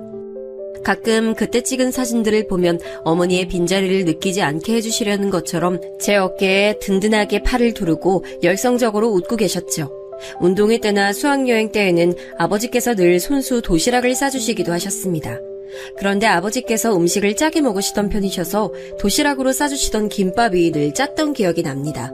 지금 와서 생각해보면 참 못난 짓이었지만 매번 도시락을 남겨놓고 배불러서 다 못 먹었다고 거짓말을 했던 적도 있습니다. 이것도 지나고 보니 다 추억이네요. 아버지께선 중소기업에 다니셨는데 중산층이라고 하기엔 조금 부족하지만 둘이 살기엔 나름대로 풍족하게 돈을 버셨던 것으로 기억합니다. 하지만 제가 대학에 들어갈 때쯤 나름 이름 있는 대학에 합격한 터라 돈이 많이 필요했습니다. 아버지께선 제게 등록금 걱정은 말라며 낮에는 회사원으로 밤에는 대리기사 운전 일을 하시면서 돈을 버셨습니다. 그 돈으로 제 대학 등록금도 마련해 주셨고요. 아버지의 든든한 후원 덕분에 저는 무탈하게 대학을 다닐 수 있었습니다. 저는 대학에 입학해 같은 대학 동기인 아내를 만나 연애를 시작했고 이후에는 대학을 잠시 휴학하고 군대도 다녀왔습니다. 대학 졸업 후에는 대기업은 아니지만 나름 이름 있는 기업에 입사했습니다. 회사에 다니기 시작한 뒤 여러모로 안정적이 된 저는 이제 아버지께 효도할 일만 있으리라 생각했습니다. 그 후 아버지께서 정년퇴직하시고 제가 드리는 용돈으로 생활하시기 시작한 지 얼마 안 돼요. 저는 대학교 때부터 사귄 아내와 결혼을 결심했습니다. 제가 군대에 입대했을 때도 고무신 거꾸로 신지 않고 꿋꿋하게 저를 기다려준 심성 착한 여자였습니다. 살면서 평생을 함께하고 싶은 여자는 그녀가 처음이었죠. 그런데 제 집안 사정을 알고도 아내의 부모님께서 절 받아주실까 고민되더군요. 저야 아버지께서 저를 어떻게 키워주셨는지 잘 알고 있었지만 한부모 가정에 대한 세간의 시선이란 게 만만치 않다는 것을 잘 알고 있었습니다. 그래도 계속 고민만 하는 것보다 직접 부딪히는 게 낫지 않겠습니까? 저는 두 눈 딱 감고 아내에게 모든 것을 솔직하게 털어놨습니다. 어릴 적 어머니가 집을 나가셔서 중학교 때부터 안 계셨고 이때까지 아버지께서 홀로 절 키워주셨단 이야기를 하니 이번엔 아내가 본인 집안 사정을 얘기해줬습니다. 알고 보니 아내의 어머님과 아버님께서는 재혼하신 사이라고 하더군요. 그러니 제 집안 사정을 듣고 부모님께서 크게 놀라시거나 기절하시는 일은 없을 거라 했습니다. 우려하는 마음이 조금 있었지만 저는 아내의 말을 믿고 아버지께 아내를 소개해드렸습니다. 우리 상원이가 아주 참한 아이를 데려왔구나. 둘이 참 잘 어울리고 보기가 좋아. 아버지께서는 아내를 보자마자 참하다며 얼마나 칭찬을 하셨는지 모릅니다. 아주 마음에 들어 하시는 모습을 보니 제 마음도 쩍. 그 후 아버지의 반응에 용기를 얻어 저도 아내의 집에 찾아가 아내 부모님께 인사를 올렸습니다. 장인 장모님께서도 저를 보고 상당히 흡족해 하셨고 이후에 조심스럽게 날을 잡아 상견례까지 치렀습니다. 그리고 저와 아내는 성공적으로 결혼식을 올렸고 신혼여행에 다녀온 뒤에는 저희 아버지를 모시고 저와 아내, 아버지 이렇게 셋이 함께 살기 시작했습니다. 젊은 나이에 시아버지를 모시고 사는 것이 부담됐을 텐데 아내는 별말 없이 전업주부로 집안 살림을 책임지는 동시에 아버지를 살뜰히 모셨고 저는 열심히 회사에 다니며 바깥일을 맡았습니다.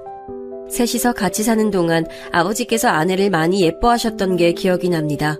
제가 퇴근하고 돌아와 거실 바닥에 앉아 아내와 함께 도란도란 이야기할 때면 아버지께서는 늘 거실 소파에서 저희 부부를 보며 행복한 표정으로 이렇게 말씀하시곤 하셨습니다. 우리 상원이랑 며느리가 이렇게 함께 있는 모습을 보니 정말 행복하구나. 이대로 손주까지 본다면 정말 좋겠지만 지금도 충분하다. 이제 죽어도 여한이 없어. 아버지, 또 그 말이세요? 그런 말씀 마시고 오래오래 건강하셔서 손주도 보시고 결혼하는 모습까지 보셔야죠. 죽어도 여한이 없다는 말은 아버지 말버릇이나 다름없었습니다. 그런데 그 말이 씨가 된 것인지 아버지께서는 어느 순간부터 급격히 건강이 안 좋아지셨습니다. 결국 건강이 너무 악화돼서 병원에 입원하셔야 했죠. 아버지는 그렇게 몇 달 동안 병원에 입원해 계시다가 어느 날 밤 저와 아내 앞에서 돌아가셨습니다. 저는 세상이 무너지는 것처럼 슬펐지만 계속 슬픔에 빠져있을 여유는 없었습니다. 장례식 준비부터 아버지께서 살고 계시던 집의 처분까지 할 일이 많았기 때문이에요.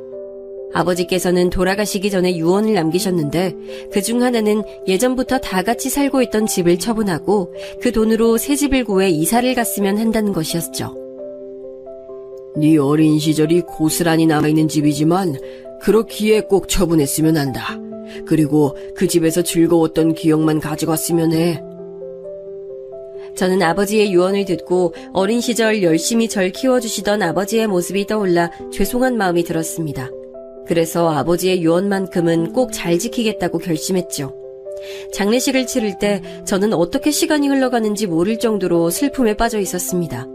그래도 상주로서 빈소를 지키고 아버지의 옛 직장 동료분들과 친구분들을 맞이하며 정신 차리려고 무던히 노력했습니다.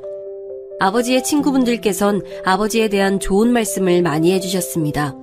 그 덕분에 제가 모르는 아버지의 일면들에 대해 많이 알 수 있었죠. 아버지께서 저를 혼자 키우시면서 어떤 부분을 가장 힘들어 하셨는지, 또 제가 얼마나 아버지께 자랑스러운 아들이었는지 같은 말들을 들었습니다. 처음 듣는 이야기에 얼떨떨했던 것도 잠시, 이내 감사한 마음과 아버지의 사랑이 얼마나 컸었는지 느껴져 저는 그 자리에서 울고 말았죠. 그 뒤로도 빈소를 찾으신 문상객들 한 분 한 분께 인사를 드리며 빈소를 지키고 있는데, 문상객들께 음식을 대접하던 아내가 갑자기 제게 다가와 어떤 테이블에 누군지 모를 분이 계신단 말을 하는 게 아니겠어요? 여보, 저쪽 테이블에 연세 많으신 여자분 혼자 앉아 계시는데 이름을 물어봐도 대답도 안 하시고 자꾸 울기만 하셔. 그래서 말인데 당신 가서 누구신지 한번 물어봐. 저는 아내의 말을 듣고 의아해져서 여성분이 앉아 계시는 테이블 가봤습니다. 그런데 테이블에 앉아 계시는 여성분께 점점 가까이 갈수록 그분의 얼굴이 너무나 익숙하게 느껴지는 겁니다. 어릴 때 찍은 가족 사진에서만 볼 수 있던 그리운 얼굴에 저는 홀린 듯 그 테이블에 다가가 여성분께 말을 걸었죠. 어머니? 설마 어머니세요? 떨려서 잘 안 나오는 목소리를 쥐어짜며 간신히 불러보니 뒤늦게 다가온 저를 알아차린 그분께서 두 눈 가득 눈물을 주르륵 흘리며 제 이름을 부르시더군요. 상은아, 엄마야. 엄마가 너무 늦게 왔지. 엄마가 너무 미안해. 어머니는 이제 나이가 들어 굽은 허리로 다가오셔서는 제 손을 꼭 잡고 눈물만 하염없이 흘리셨습니다. 어렸을 때 저는 어머니가 돌아오신다면 어떤 말을 할지 생각해두곤 했습니다. 그러나 시간이 흘러 어른이 된 이후로 어머니에 대한 마음을 내려놓고 살아서인지 무슨 말을 해야 할지 전혀 모르겠더군요. 결국 아무 말 없이 손만 잡고 있었더니 어머니는 제게 미안하다며 얼굴 봤으니 됐다고 하곤 장례식장을 나가시려고 하는 겁니다. 저는 어머니를 이렇게 보내면 안 된다는 생각이 들어 얼른 붙잡았죠. 어머니, 이대로 그냥 가시는 거예요? 몇 년 만에 봤는데 얼굴만 보고 간다니요. 그러지 마시고 장례식 끝날 때까지만 기다려주세요. 여기 근처 모텔에서라도 잠시만 쉬고 계세요. 제가 꼭 찾아갈게요. 그리고 저는 부조금에서 돈을 얼마 빼내어 어머니의 손에 꼭 쥐어드리고 허둥지둥 아내한테 갔습니다. 아내는 제 얼굴을 보고 많이 놀라더군요. 여보, 왜 그래? 괜찮아? 얼굴이 꼭 귀신이라도 본 사람처럼 창백한데 괜찮아? 그게 어머니가 오셨어. 어? 어머니라니? 설마 여보 어머니 말이야? 아내는 제 말에 놀라는 눈치였습니다. 저는 아내에게 그렇게만 말하고 나중에 다시 이야기하자고 했죠. 그 뒤로 정신없이 아버지의 장례식을 치르고 화장 절차까지 끝내고 난 후에야 저는 아내에게 자초지종을 설명할 수 있었습니다. 제 얘기를 다 들은 아내는 제게 이제 어떻게 하고 싶은지 물어보더군요. 나는 일단 어머니랑 대화를 해보고 싶어. 묻고 싶던 것도 많고. 그래, 여보 마음이 그렇다면 가서 대화를 해보자. 그동안 못했던 얘기도 많을 거 아니야. 저는 아내와 함께 차를 타고 장례식장 근처 모텔을 돌며 어머니를 찾아보기 시작했습니다. 다행히 운 좋게도 몇 군데 돌지 않고 금세 어머니를 발견할 수 있었죠. 저와 아내는 어머니가 계신 모텔방에 앉아 제대로 이야기를 나누게 됐습니다. 막막하긴 했지만 저는 띄엄띄엄 어머니에게 물었습니다. 그동안 어떻게 지내셨어요? 저 안 보고 싶으셨어요? 전 어머니가 참 많이 그리웠는데 왜 저 보러 한 번도 안 오셨어요? 제 물음에 어머니는 울먹이시며 제가 가지고 있던 궁금증을 하나씩 풀어주셨습니다.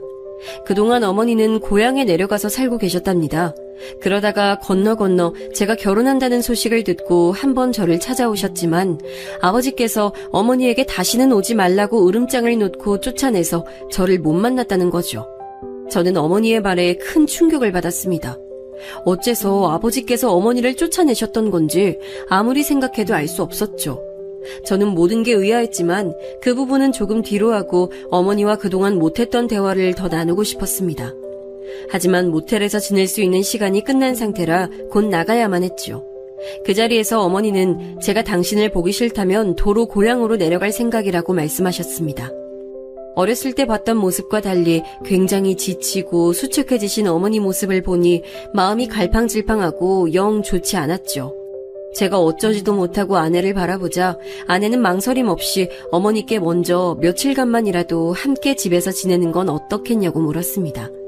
저는 아내가 그리 말하니 고맙고 마음이 놓여 어머니께 며칠만 같이 지내자고 똑같이 말씀드렸죠.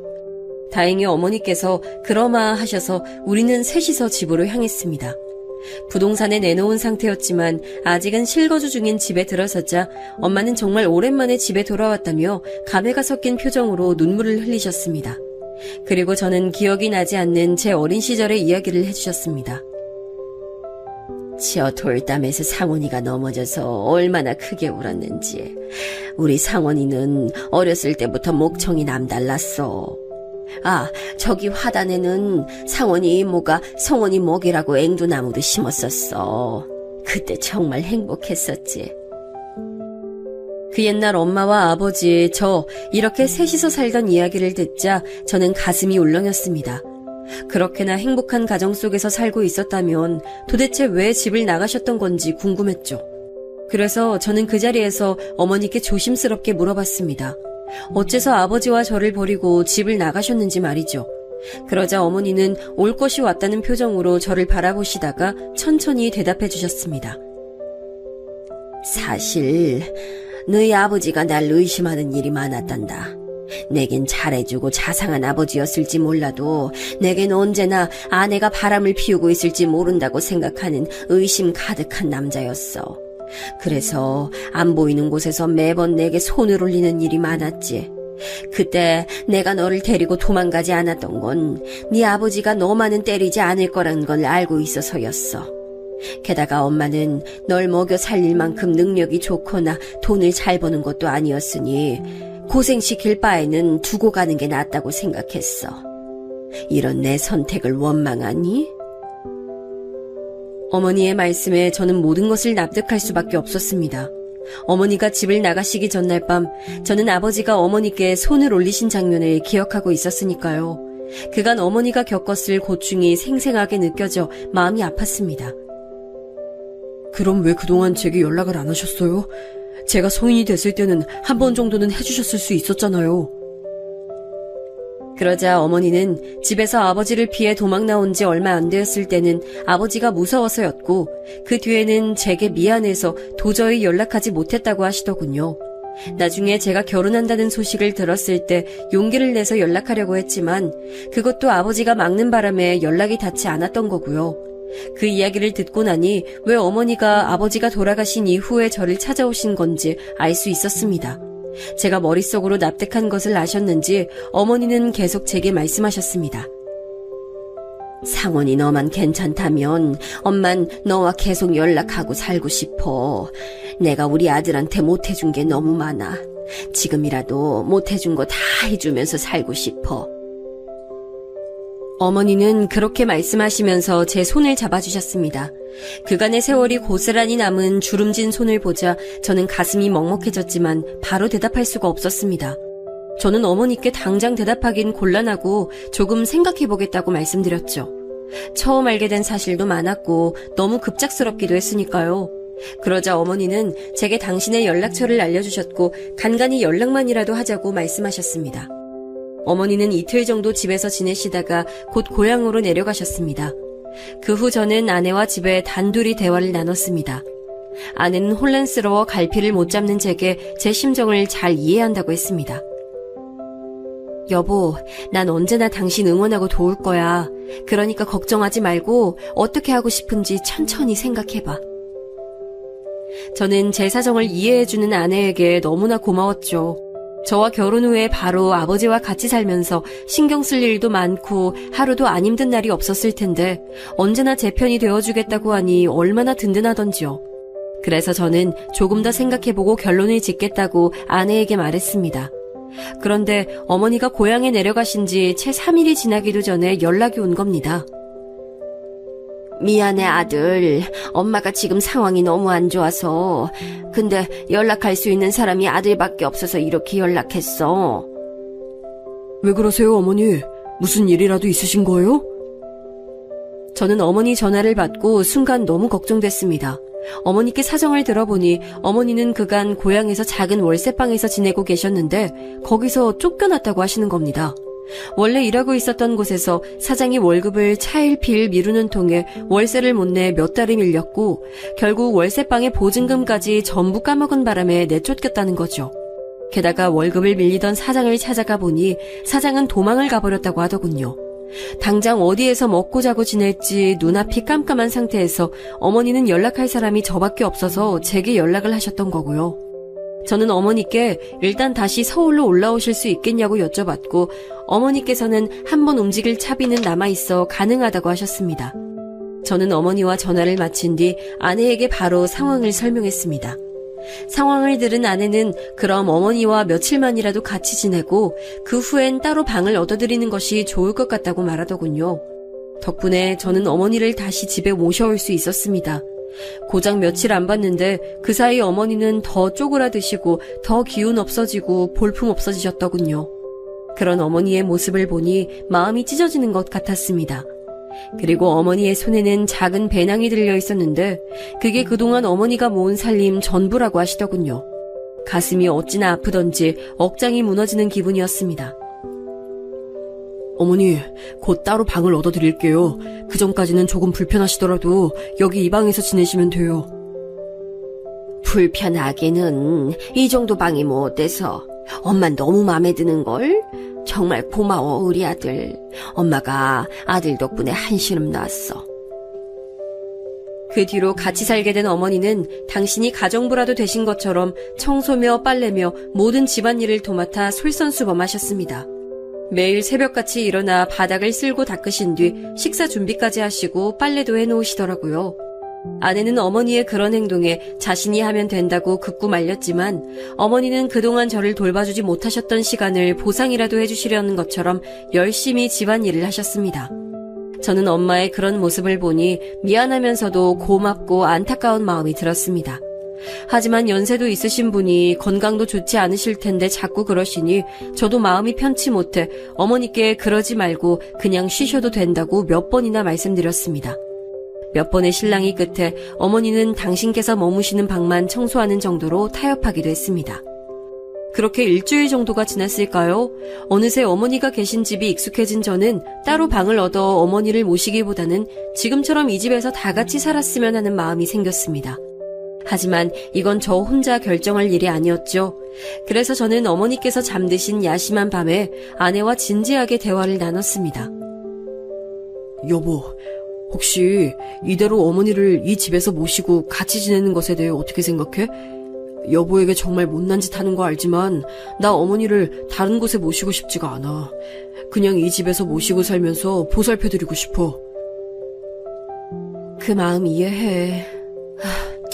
솔직히 어머님께서 달리 가실 곳도 없으시잖아. 그리고 난 여보가 그동안 어머님이 얼마나 보고 싶었을까 생각하면 마음이 짠해. 난 어머님과 같이 사는 거에 대해 이견 없으니까 당신이 원하는 대로 하자. 세상에 이런 여자가 또 어디 있을까요? 저는 아내가 정말 고마워서 울고 말았습니다. 시아버지에 이어 시어머니까지 모시는 게 어디 쉬운 일이겠습니까? 그런데도 제 마음을 헤아려준 아내에게 너무나 미안했죠. 앞으로 아내에게 더 잘하겠다고 마음먹은 후 저는 다음날 어머니께 이 집에서 같이 사는 것은 어떻겠냐 말씀드렸습니다. 그러자 어머니께서는 깜짝 놀라시더니 제게 너무나 고맙다고 말씀하시며 눈물을 보이셨습니다. 저도 마음이 먹먹해져 엄마의 손을 꼭 붙들고 한참이나 말을 잇지 못했죠. 아버지가 돌아가신 이후 오랜만에 느껴본 행복한 순간이었습니다. 어머니와 같이 지내기로 한 뒤 어느 날 어머니께서 주저하시다가 말을 꺼내시더군요. 없는 살림 긁어모아 챙겨서 오긴 했는데 지금 가지고 있는 겨울옷이 너무 해져서 혹시라도 남는 겨울옷이 있으면 당신께 좀 줄 수 없겠느냐고요. 저는 펄쩍 뛰며 그럴 수 없다고 말씀드렸습니다. 남는 옷을 드리는 게 아니라 새 옷을 사드려야 마땅한 일이었으니까요. 저는 어머니의 겨울옷을 사드리며 동시에 아버지께 다 못해드린 효도를 돌아오신 어머니께 해드리고 싶었습니다. 그래서 조금은 무리하게 지출해서 명품옷 몇 벌과 어머니께 마음에 들어 하실 귀걸이와 목걸이도 사드렸습니다. 거기다 더해 침구와 신발, 식기에 어머니께서 쓰실 모든 생활용품을 사드렸죠. 갑작스러운 지출에 놀랄 아내한테는 참 미안했습니다. 아직 신혼인데 다른 사람들처럼 신혼의 알콩달콩한 시간을 못 누리게 해준 것도 그렇고 계획에 없던 지출이 생긴 것도 미안했죠. 그러나 아내는 언제나 제게 차분히 괜찮다고 말했습니다. 그런데 그날 이후부터 아내는 혼자 무언가 곰곰이 생각에 잠기는 일이 잦아졌습니다. 혹시나 아내가 제게 서운한 마음을 숨기는 건 아닐까 싶어 몇 번이고 아내에게 속마음을 물어봤지만 아내는 아무 일 아니라고 말하기 일쑤였죠. 아내는 제게 서운하거나 속이 안 좋은 일이 있으면 숨기지 않고 바로 터놓는 성격이라 아내가 아니라고 했으면 아니라고 생각한 저는 그러려니 했지만 마음이 쓰이는 건 어쩔 수 없었습니다. 그렇게 반년 정도 지나니 서울 생활이 어색하시다던 어머니도 이제는 익숙해지셔서 분위기도 밝아지시고 말수도 많이 느셨습니다. 하지만 반대로 아내의 말수는 점점 줄어들었죠. 저는 아내가 어머니와 지내는 게 많이 힘든지 자주 물어보곤 했는데 아내는 그럴 때마다 그런 게 아니라며 손사래를 쳤습니다. 제가 회사에 출근해 있는 낮 동안에 아내는 온종일 어머니와 함께 지내고 있었습니다. 저는 아내에게 그 사이에 무슨 일이 생기면 제게 꼭 말해달라고 했습니다. 그때마다 아내는 알겠다며 제게 웃어줄 뿐이었죠. 저는 아내의 대답에 안심이 되기도 하고 묘한 불안감을 느끼기도 했습니다. 하지만 어머니의 밝은 모습을 볼 때면 불안감도 일순간 사라져 그저 행복할 따름이었죠. 어머니가 입고 꾸미시는 모습이 마치 제 어린 시절 보았던 어머니의 젊고 화사하셨던 모습을 보는 것 같아서 감회가 새롭기도 했고요. 그리고 때때로 퇴근해 돌아오면 어머니께서는 절 생각해서 만들어 놓은 음식들을 차려주셨는데 그때마다 돌아오신 어머니의 사랑과 보살핌을 이제서야 받아보게 되는구나 싶어 마음이 찡했습니다. 하루는 제가 회사에서 퇴근해 집에 돌아오니 어머니께서 갈비찜을 해놓았다고 하시더군요. 저야 여느 날처럼 기꺼운 마음으로 갈비찜을 먹었죠. 그런데 먹는 동안 아내의 표정이 다른 날들보다 더 굳어져 있는 게 느껴졌습니다. 그래서 전 맛있게 식사를 끝내고 어머니께 감사 인사를 전한 뒤 아내와 안방에서 같이 진지하게 대화를 나누기 위해 아내 손을 잡고 안방으로 가려고 했습니다. 그런데 갑자기 어머니께서 저를 불러 세우시곤 잠시 대화 좀 하자고 하시는 겁니다. 어머니께서 이렇게 대화 좀 하자고 하신 적이 없던 터라 무슨 일이 있으신가 걱정이 됐죠. 어머니와 같이 작은 방에 가니 어머니께선 저를 앞에 앉혀놓으시고 이렇게 말씀하시는 겁니다. 상원아, 모름지기 남편이란 아내에게 조금 흠이 있어도 전부 보듬어 줄 줄 알아야 하는 법이야. 그러니 며느라기 너무 나무라지 말렴. 네? 그게 무슨 말씀이세요, 어머니? 아내를 나무라지 말라니요? 그게 아무래도 며느라기가 자꾸 거짓말을 하는 것 같아서 말이야. 그래도 큰 거짓말을 하고 그러는 건 아니니 넌 남자로서 그리고 남편으로서 아내 허물이 보이더라도 보듬어줘야 해. 어머니께서 툭 하신 말씀이 무슨 뜻인지 저는 이해가 안 가더군요. 일단은 알겠다고 말씀드린 뒤 저는 아내가 있는 안방으로 돌아가 어머니께 이런 말씀을 들었는데 대체 무슨 일이 있었던 거냐 물어봤습니다. 뭐라고? 어머니가 정말 그렇게 말씀하셨어? 아내는 말문이 막힌다는 듯 몇 번이고 입을 벌렸다가 다물더니 이윽고 새빨갛게 얼굴을 붉히며 씩씩거리더군요. 저는 아내의 반응에 단단히 무슨 일이 있었구나 싶었습니다. 하지만 아내는 역시나 무슨 일이 있었는지 말을 하는 대신 입을 꾹 다물고 나중에 다시 얘기하자며 그대로 잠자리에 들었습니다. 저는 대체 이게 무슨 일인지 알지 못한 채 답답한 마음으로 잠들 수밖에 없었죠. 다음날 제가 출근을 마치고 나가려 하니 아내는 저를 잠시 불렀다가 아무것도 아니라며 잘 다녀오라 말하면서 절 배웅했습니다. 한동안 집안은 아무 문제 없이 평화로웠지만 저는 매일 무언가 찜찜한 기분을 느꼈습니다. 그러던 어느 날 찜찜한 기분이 결국 크게 터지는 일이 일어나고 말았습니다. 그날은 제가 평소와 다르게 몸 상태가 좋지 않아 회사에서 조퇴하고 집에 일찍 돌아온 날이었습니다. 그런데 집 현관 앞에 서니 안에서 찢어질 듯한 비명이 들리는 게 아니겠어요? 저는 깜짝 놀라 급하게 문을 열고 집 안으로 달려들어갔습니다. 그런데 이럴 수가. 언제나 차분하던 아내가 어머니를 바닥에 쓰러뜨리고 주먹으로 인정사정 없이 때리고 있었습니다. 그 순간 저는 어머니가 무력하게 맞는 모습을 보고 눈이 뒤집혔죠. 어린 시절 어머니께서 아버지께 얻어맞던 모습이 떠오른 저는 고함을 지르며 어머니에게서 아내를 떼어냈습니다. 너 지금 뭐 하는 짓이야? 미쳤어? 하지만 아내는 제 고함에도 마치 미친 사람처럼 어머니에게 쌍욕까지 퍼부으며 소리를 질러댔습니다. 저는 그날 처음으로 아내에게 손을 올렸습니다. 철썩 소리가 날 정도로 아내의 뺨을 때리니 그제야 아내가 고함 지르던 걸 멈추더군요. 아내는 제게 맞은 뺨을 부여잡은 채 놀란 눈으로 저를 바라봤습니다. 하지만 저는 아내를 신경 쓸 여유가 없었습니다. 그저 바닥에 쓰러져 울고 계신 어머니를 챙길 생각밖에 없었죠. 제가 바로 어머니를 둘러엎고 병원으로 가려고 하니 아내가 저를 붙잡으며 뭐라 말하더군요. 여보, 이거 받아. 잃어버리지 말고. 이따가 혼자 있을 때 꼭 읽어봐. 알겠지? 어? 하지만 그때 저도 제정신이 아니었던 건지 아내의 말이 하나도 들리지 않았습니다. 제가 아내의 팔을 밀어내며 나중에 대화하자고 가까스로 말하니 아내는 계속 무어라 말하며 제 손에 종이봉투를 쥐어주었습니다. 저는 그 종이봉투가 무엇인지 알 수 없었지만 일단 주머니에 쑤셔넣고 어머니를 병원으로 모셔갔습니다. 병원에 가는 동안 내내 어머니는 서럽게 우시면서 무슨 일이 있었는지 제게 말해주셨습니다. 난 그동안 며느라기가 아무리 거짓말을 해도 다 참아줬어.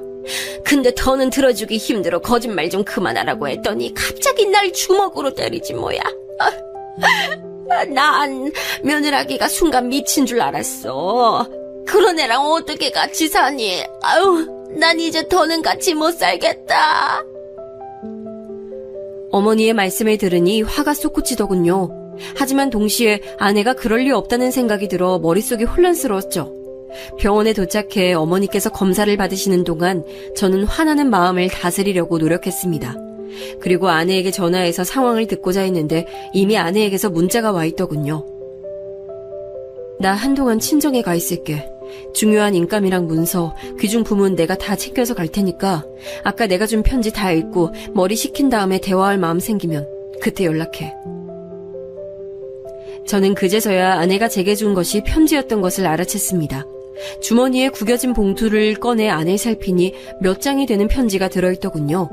저는 어머니의 검사가 끝나길 기다리는 동안 편지를 펼쳐 읽기 시작했죠. 그런데 놀랍게도 편지는 아내가 쓴 게 아니라 제 아버지가 쓰신 편지였습니다. 그리고 편지를 받는 대상도 제가 아니라 아내였고요. 저는 건강도 안 좋으셨던 아버지께서 언제 아내에게 편지를 남기셨나 생각하며 편지를 읽기 시작했습니다. 돌아가신 아버지께서 쓰신 편지를 두 손에 쥐고 읽자니 눈시울이 뜨거워지더군요. 편지의 초반에는 저와 결혼해준 아내에게 고마운 마음과 아들을 잘 부탁한다는 내용이 담겨 있었습니다. 떨리는 손가락에 억지로 힘을 주어 한자 한자 똑바로 써진 아버지의 글씨체를 보니 돌아가시기 전에 남겨놓으셨던 것이 분명했습니다. 당신께서 힘드신 것도 참아가시며 병상에 앉아 쓰셨을 걸 생각하니 가슴이 먹먹해지더군요. 그런데 편지의 중반부터는 전혀 상상도 못한 내용이 담겨 있었습니다. 그건 다름 아닌 어머니에 관한 내용이었습니다. 제가 이제껏 어머니께 들은 이야기와는 완전히 다른 내용이었죠. 아버지께서 남기신 편지 속에서 어머니는 행실이 옳지 못한 분이었습니다. 어머니는 제가 태어난 이후 동네에서 소소하게 벌어진 화투판을 시작으로 점점 손이 커지기 시작해 내기 도박은 물론 다른 마을로까지 가서 도박하는 등 원정 도박에도 손을 대셨다는 겁니다. 그러다 나중엔 아버지께서 통장에 모아둔 돈에 손을 대셨고 집안의 재산도 야금야금 빼돌려 도박에 쓰시다가 아버지께 들키셨고 이후에 다신 도박을 안 하겠다 약속하셨답니다. 그러나 약속하는 것도 잠깐, 어머니께선 도박판에서 돈을 따면 그 돈으로 분에 맞지도 않는 사치를 부리며 생색을 내고 이르면 이른 대로 본전을 찾겠다고 돈을 더 가지고 가서는 자꾸 잃어버리기만 하니 이제는 집착이 되어 도박을 끊지 못하셨다고 합니다. 아버지께선 어머니께 화도 내보고 달래기도 해봤지만 도무지 나아질 기미가 없어 깊은 시름에 빠지셨는데 급기야 어느 날 아버지께서 조부께 받은 선산을 제 명의로 돌려놓으려고 잠깐 땅 문서를 꺼내놓은 사이 어머니께서 들고 나가 도박으로 날려먹으신 걸 알게 되셨다고 합니다. 그날 아버지께서 처음으로 어머니께 손을 올리고 제정신이냐고 소리치며 싸웠다고 하더군요. 아들에게 줄 땅마저 팔아버리는 어미가 세상 어디에 있냐고 소리치며 싸우셨고, 다음날 어머니는 집안에 남아있던 귀중품도 전부 싸들고 도망가셨다고 적혀 있었습니다. 그리고 혹시나 나중에라도 어머니께서 돌아온다면 어머니가 제게 아는 체를 하면서 거짓말을 일삼을 것이 뻔하다고 하셨습니다. 제가 어머니를 좋은 사람이라고만 알고 있고 또 많이 그리워하는 것을 당신께서 알고 계시니 속수무책으로 당하지 않도록 제 아내에게 제발 조심하고 거리를 두도록 해달라는 당부가 담겨 있었습니다. 저는 편지에 적힌 내용을 도무지 믿을 수가 없었습니다. 하지만 편지 속 필자는 아버지의 것이 분명했고 아내가 제게 건네준 것이니 진짜 아버지께서 남기신 편지라는 것은 알 수 있었죠. 술렁이던 가슴을 진정시키던 사이 어머니께서 검사를 끝마치고 나오셨습니다. 별다른 이상은 없다고 하더군요. 어머니는 집으로 돌아가는 동안 제게 아내와 이혼해야 한다고 하셨으나 저는 편지의 내용을 계속 생각하느라 대꾸도 못했죠. 집으로 들어가 보니 아내가 없더군요. 어머니께선 맞은 곳이 아프다 하시며 방으로 들어가 쉬셨고 저는 조용히 집 밖으로 나가 아내에게 전화했습니다. 아내는 전화를 받자마자 저와 대화를 하고 싶지 않다고 하더군요. 저는 아내의 뺨을 때린 것에 대해 사과를 하고 제발 있었던 상황을 그대로 말해달라 부탁했습니다. 여보, 상황을 말해줘야 내가 어떤 행동을 할지 정할 수 있지. 이렇게 편지만 덜렁 주고 가버리면 어떡해. 그럼 당신은 내가 어떤 말을 해도 내 말 믿어줄 수 있어? 아내의 말에 저는 무조건 믿겠다고 대답했습니다. 그러자 아내가 한숨을 내쉬고 제게 이야기를 해줬습니다. 이야기 속 내용은 제가 그동안 상상도 못했던 것들이었습니다. 근 1년 동안 어머니께서 제게 보여주신 행동과 아내에게 보여주신 행동이 너무나도 달랐더군요. 저는 이제껏 어머니께서 아내를 도와 집안 살림을 꾸려왔다고 생각했는데 아내 말로는 어머니는 그저 신용만 할 뿐이었답니다. 어머니께선 같이 살게 된 초반부터 제가 있을 때만 집안일을 신경 쓰는 신용을 하시고 아내와 단둘이 남으면 딱 일을 멈추고 힘들다 아프다는 말을 반복하면서 아내가 홀로 모든 집안일을 하도록 조종하셨다고 합니다. 그리고 제가 집에 돌아오면 마치 어머니 혼자서 모든 일을 해낸 척 하셨다는 겁니다. 그리고 아내가 절 위해 기껏 요리를 준비해 놓으면 마지막에 꼭 자신이 간을 보겠다며 맛보시고는 저에게는 마치 어머니께서 음식을 전부 다 준비한 것처럼 말씀하신 것, 또 장인 장모께서 사실 재혼한 사이라는 것을 알고 난 뒤 대놓고 아내의 말을 무시하기 시작한 일 등 이제껏 어머니께서 제게 보여주신 행동들과는 너무 달라 상상조차 못했던 치졸한 일들을 듣는 순간 말문이 막혔습니다. 뒤늦게 왜 이야기하지 않았느냐 묻자 아내는 제가 정말 어머니를 그리워하고 좋아하던 것을 알고 있었기 때문에 참으려 했답니다. 그런데 오늘 아내가 잠깐 마트에 다녀온 사이 어머니가 장롱 깊숙한 곳에 숨겨놓은 문서들을 꺼내고 있는 현장을 붙잡았다는 겁니다. 아내는 어머니의 손에 들린 문서들을 뺏어서 뭐 하시는 짓이냐 물으며 화를 냈지만 근 1년 동안 어머니의 말씀에 고분고분 따르고 화도 안 낸 아내가 만만했던지 어머니는 아내에게 온갖 쌍욕을 하셨답니다. 저는 순간 아내의 말을 믿기 어려웠습니다. 그런데 그때 아내가 녹음 파일을 하나 보내줄 테니 들어보고 다시 전화하라고 말하더군요. 저는 아내의 말대로 잠시 통화를 끊은 뒤 아내에게서 온 녹음 파일을 들었습니다. 그곳에선 아내와 어머니가 크게 말싸움하는 소리가 녹음돼 있었죠. 어머니 제발 그만하세요. 상원 씨 보기 부끄럽지 않으세요? 다 큰아들 집에서 도둑질 하시다니요. 이년이 얼른 내놓지 못해? 집에서 빈둥빈둥 놀면서 내 아들 등쳐먹는 주제에 내 아들 돈은 내 돈이나 마찬가지야. 내가 좋은 곳에 써서 우리 아들 재산 불려주는 건데 누굴 도둑 취급해? 어머니, 제가 언제 집에서 빈둥빈둥 놀았어요. 온종일 바닥 쓸고 빨래하고 음식 만들고 하는 거 저예요. 집안일은 제가 다 하는데 뭐가 빈둥빈둥 노는 거예요. 말도 안 되는 소리 좀 하지 마세요. 참나, 어차피 할 짓 좀 한다고 유세 떨기는. 그리고 니네 엄마한테서 배운 게 집안일 뿐이면 그거라도 잘해야지. 첨년 딸인 것도 봐줬더니 어디서 건방지게 소리를 질러? 뭐? 우리 엄마가 왜 첨년이야? 재혼이니까 재취지 그게 뭐가 첨년이야? 아내의 고함 뒤에 둔탁하게 치고받는 소리가 들렸고 저는 거기서 녹음 파일의 재생을 멈췄습니다. 믿기지 않았지만 그건 분명 제 아내의 목소리와 어머니의 목소리였죠. 녹음된 내용만 듣고 보자면 아내가 그렇게나 화를 내는 것이 이해가 됐죠. 재혼 가정이란 꼬리표는 아내의 영린이었습니다. 행복하게 잘 살고 있는 집안에 대고 그렇게 손가락질을 하면 누구든 화가 안 나겠습니까? 게다가 아내는 차분하고 속 깊은 성격이었지만 한 번 화가 나면 눈에 뵈는 게 없이 돌변하는 사람이었습니다. 대학을 다닐 때도 동기들 사이에서 한 번 화를 내면 무섭기로 유명한 사람이었는데 그런 사람에게 부모에 대한 막말을 던졌으니 아내의 속이 거칠어질 법도 했죠.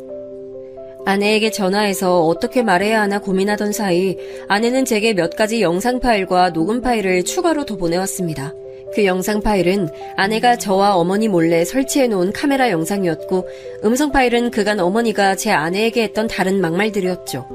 음성 파일 속 어머니는 제 아내를 욕보이는 말을 서슴없이 하셨습니다. 게다가 아내를 못 배운 사람 취급하고 홀대하며 부리는 태도가 가관이라 저는 머리가 차가워지고 참을 수 없는 분노를 느꼈습니다. 영상 파일 속에는 어머니가 집안일을 하는 척하다가 아내를 부려먹는 모습이 고스란히 찍혀 있었습니다. 거기다 아내의 지갑에서 돈을 훔쳐가는 모습까지 찍혀 있더군요. 여태껏 저를 속이고 아내를 홀대하되 못해 하녀 취급하는 어머니의 모습에 깊은 배신감이 느껴졌습니다. 저는 그제야 어머니가 아내를 그리워해 돌아온 게 아니라 사실은 돈이 목적이었던 것을 깨달았죠. 그 자리에서 저는 아내에게 전화를 거는 대신 부동산에 전화했습니다. 그리고 바로 집을 내놓고 은행에 가서 100만 원을 찾았습니다. 그 뒤 아내에게 전화해 제 계획을 말하니 아내는 반드시 그렇게 하라며 제게 동의했습니다. 다음날 저는 출근하기 전에 어머니께 용돈으로 100만 원을 드렸습니다. 어머니께서 무슨 돈이냐고 물어보지도 않으시고 좋아하시더군요. 저는 원하시는 대로 쓰시라고 말씀드리고 출근하는 척 집을 나섰습니다. 아니나 다를까 제가 집을 나서자 얼마 안 되어 어머니께서 외출하시더군요. 저는 어머니께서 나가시는 모습을 본 뒤 현관 자물쇠 수리업체를 불러 현관 열쇠를 바꿔버렸습니다. 어머니의 짐들은 전부 여행용 가방에 담아 밖에다 세워놓고 쪽지를 써놓았고요. 그리고 출근했습니다. 한창 일하고 있는 와중 어머니께 전화가 오더군요. 업무 도중이라 무음으로 해놓고 나중에 확인해보니 전화만 몇십 통은 와 있었습니다. 뭐가 그렇게 할 말이 있나 싶어 전화를 걸어보니 금방 받으시더군요. 어머니는 현관문 자물쇠가 바뀌어서 집에 들어가지 못하고 있다고 하소연하시며 어째서 당신의 짐이 바깥에 이렇게 나와 있냐고 물으셨습니다. 전 모든 걸 알게 되었으니 어머니와 함께 살 수 없다고 말했고요. 어머니께선 제 말을 못 알아들으신 것처럼 몇 번이고 되물으셨습니다. 전 단호하게 말했죠. 도박 때문에 가족을 버린 것도 모자라 한 번 버렸던 아들을 또 찾아와 가슴에 칼을 꽂아놓고 계속 같이 살 수 있을 거라고 생각하셨어요? 그것도 모자라 아내와 갈라서라고 말하고 아들이 번 돈은 자기 돈이다 라고 말하는 게 어디 가족끼리 할 말이에요? 어머니가 가족답게 살길 포기하셨으니까 저도 어머니에 대한 정 포기하려고요. 어머니는 제가 한 말에 상당히 억울해 하시더군요. 아들아, 그건 네가 잘못 알고 있는 거야. 엄만 너 버린 게 아니라 알잖니? 네 아버지가 나 때린 거. 혹시 며느라기가 이상한 소리 한 거니? 걔 믿지 마라. 걔는 입만 열면 거짓말 달고 사는 애야. 걔가 너랑 내 사이 갈라놓으려고 나한테 누명 씌우는 거야. 상원아, 엄마만 알잖니? 저는 더 들을 가치를 못 느끼고 어머니의 전화를 끊었습니다. 그리고 집으로 돌아가고 싶은 생각도 사라져서 퇴근 시간이 지나도 퇴근하지 않았죠. 그런데 한 번 말씀드린 회사를 어떻게 기억하시고 어머니가 회사까지 찾아오신 겁니다. 회사 사람들이 거의 다 퇴근한 상태라 다행이었지만 야근하는 사람들이 남아있었기에 저는 얼른 어머니를 데리고 밖으로 나가려고 했습니다. 그런데 사람들 앞에서 매달리는 편이 더 효과적이라 생각하셨는지 갑자기 어머니가 제 팔을 붙들고 소리치시는 겁니다. 상원아, 어떻게 엄마 말을 안 믿고 네 아내 말만 믿어? 걔가 너 속이는 거라니까? 어떻게 같이 살게 된 건데 이렇게 쉽게 엄마를 버리려고 해, 응? 어머니, 제발 그만하세요. 돈 필요해서 저 찾아오신 거잖아요. 이미 다 알고 있어요, 저. 그게 대체 무슨 말이야? 뭘 다 알고 있다는 거야? 너 그런 식으로 엄마 놀리면 못 써! 제가 어머니를 놀릴 이유가 뭐가 있겠습니까? 저는 매달리는 어머니를 밀어내고 아내가 보내준 증거들을 보여드렸죠. 어머니는 욕을 내뱉는 본인 목소리를 듣고는 그제야 제 팔을 놓으시더군요. 전 잠시나마 어머니께서 포기하신 줄 알았는데 이번엔 제 앞에서 무릎을 꿇고 사정사정 하시기 시작하시는 겁니다. 아들아, 엄마가 미안해. 그냥 며느라기가 너와 나 사이를 갈라놓으려고 하는 게 빤히 보여서 그랬어. 모든 게 전부 다 진심이 아니야. 엄마, 말 같지도 않은 소리 그만하세요. 전 이제 당신 아들 아닙니다. 지금 이 순간부터 저한테 더 이상 어머니 안 계세요. 그러자 그때 어머니 안색이 악귀처럼 변했습니다. 어머니는 손톱으로 제 다리를 붙잡고 거의 잡아뜯으려고 하시더군요. 100만 원만 주고 내쫓으면 내가 옳았구나 하고 떨어질 줄 알아? 1000만 원은 내놔야 어디서든 살지. 내놔!